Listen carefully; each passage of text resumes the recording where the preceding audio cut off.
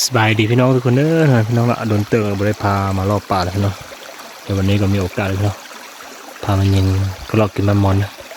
พอดีมาหอกพี่น้องเจอก่อนนึงพี่น้องเป็นก่อนนี้ก่อนสูงพี่น้องอุ่นเลยนะอันนี้จะเป็นตัวที่มันลุ่มนะพี่น้องมอนป่านะนี่เอาไป TCP มาพี่น้องมันจะเป็นกรอกกินนะพี่น้องนะมอนป่ามันจะยาวเลยพี่น้อง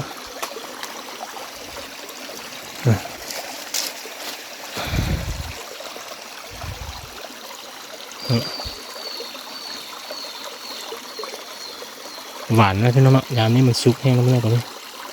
เป็นเงานี่จะเป็นห้อยนะพี่น้องนี่จะเป็นไม้ไผ่นะเป็นอย่างมาพี่น้องวันนี้มา2 คนมากับน้องสายไปติดตามผลงานเด้อว่าจะมีอะไรพี่น้อง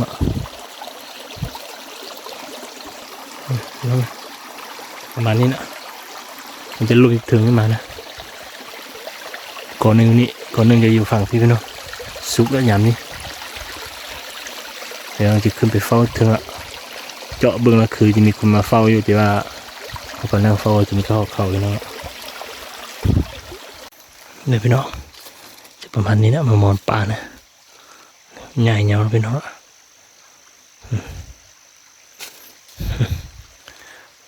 หวานเลยพี่น้องนะตัวนี้เนาะ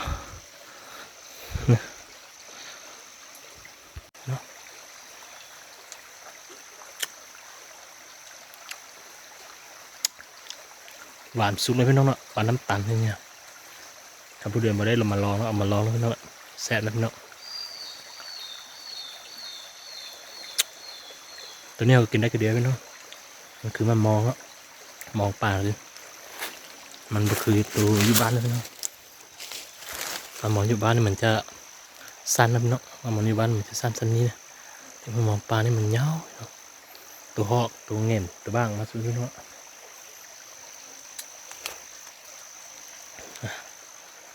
โดนเตือนละไม่ได้มาเข้าป่าเพราะว่าช่วงนี้บุคคลมีอะไรพี่น้องละหวานนะพี่น้องไม่ต้องกินไหลนะพี่น้องนะคำพูดเลยกินไหลมันก็เมาได้นะตัวนี้นะเพราะมันบาดขึ้นพี่น้อง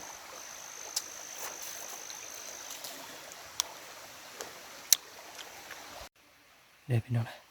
ตอนนี้ก็ขึ้นเหาะบอลนะพี่น้อง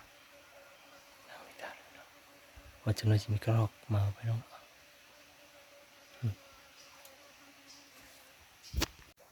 เดี๋ยวพี่น้องจะประมาณนี้นะอันนี้จะเป็นก้อนมันมอนนะก้อนหนึ่งมันจะพี่น้องก้อนหนึ่งก็จะอยู่นี้กินคือเดียวนะพี่น้องบอกว่าจะมีกระรอกเข้าบ่มีพี่น้องติดตามเป็นน้ำเดียวเนาะอันนี้จะเป็นบอลเก่านะก็จะมาแปลงนะเขาเป็นยิงได้ประมาณ2 อาทิตย์แล้วพี่น้องเพิ่งสภาพนี้นะพี่น้องเพราะว่าไม้นี้มันจะแห้งหมดแล้วพี่น้องยังไงก็ติดตามเป็นน้ำเดียวพี่น้องจะมีกระรอกเข้าบ่พี่น้องอันนี้เป็นมะมอนนะพี่น้องก็มะมอนจะเป็นแบบนี้พี่น้องใบใหญ่นะพี่น้องจะบดแจ้งดีพี่น้องตอนนี้ก็ประมาณ2 โมงแล้วพี่น้องอย่างนี้2 ชั่วโมงนี่พี่น้องเนาะติดตามเป็นน้ำเดียวเด้อมีก็รอเขาพี่น้อง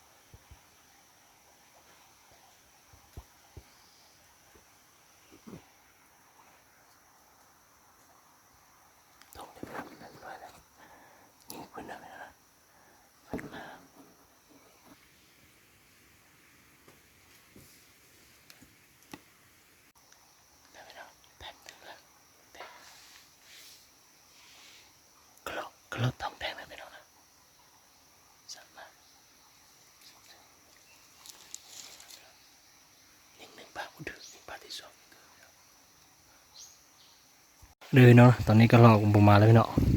บักเก็ตก็รอเลยยิงนก2 ตัวกับก็รอ3 ตัว4 ตัวซะได้แต่ตัวเดียวครับตัวหนึ่งเห็นตัวหนึงมันตกมาแล้วพี่น้องตัวหนึงมันตกมาพี่เดี๋ยว3 ตัวนั้นมันตกมาคาเดี๋ยวนี้สงสัยมันบดตายพี่น้องมันคาอยู่เทิงเลยมื้ออื่นเช้าจะมาเจาะเบิ่งโอ้สวยสุดพี่น้องคลองมา4-5 ตัวเลยว่ะยิงบ่ถึกเลยจะเป็นเรือพี่น้องถึกแต่ว่ามันบดตายนะตัวนี้พี่น้องมันจะกรอกของแดงเลยนี่โอ้จะตัวใหญ่พี่น้องยิงถึงคือบ่ใหญ่สมใดนะแต่มาเก็บได้โอ้ใหญ่ตื่นขึ้นมา